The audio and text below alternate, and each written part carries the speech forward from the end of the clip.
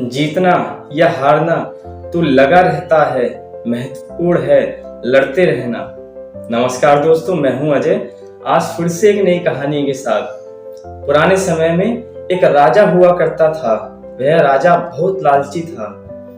उस राजा को अपनी पुत्री के अलावा अगर इस संसार में कोई वस्तु प्यारी थी तो वह था सोना। वह सोने से बहुत प्यार करता था। वह रात को स्वप्न में भी सोने को इकट्ठा करता रहता था। एक दिन राजा अपने खजाने में सोने की असरफियां और ईंटें गिन रहा था।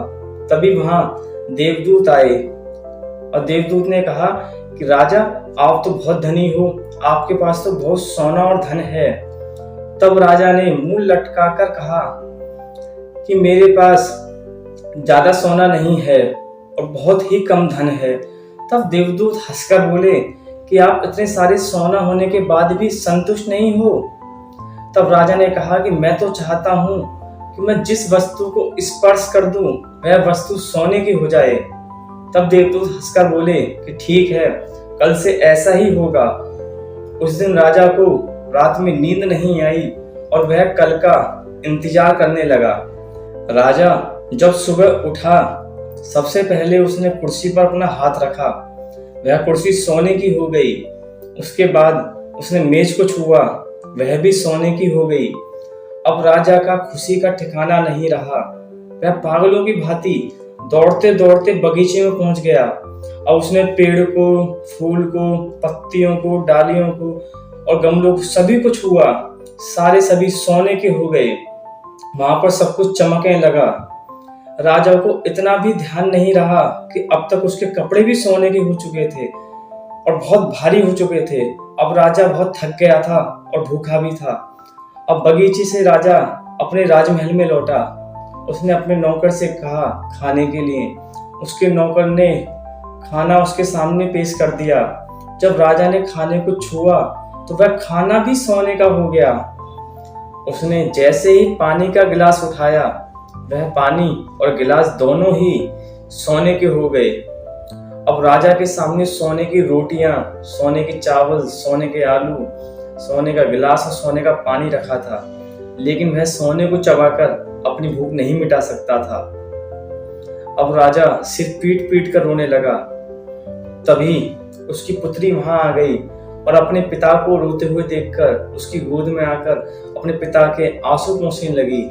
तभी पिता को दया आ गई और उसने अपनी छाती से अपनी पुत्री को लगा दिया। लेकिन अब वह पुत्री कहाँ थी? वह भी सोने की हो गई थी और सोने की एक ऐसी मूर्ति जिसे गोद में भी उठाया नहीं जा सकता था। राजा अब और दुखी हो गया। अब देवदूत को उस पर दया आ गई और देवदूत फिर से वहां आ गए।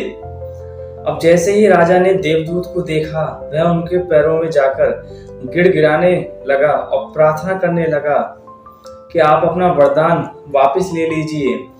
तब देवदूत ने कहा कि क्यों राजा, अब आपको और सोना नहीं चाहिए? तब राजा ने कहा नहीं, अब मुझे सोना नहीं चाहिए। अब मैं समझ चुका हूँ कि मनुष्य का जीवन एक गिलास पानी और एक रोटी के टुकड़े के बिना नहीं चल सकता, लेकिन वही जीवन सोने के बिना चल सकता है। अब मैं सोने का लोभ नहीं करता।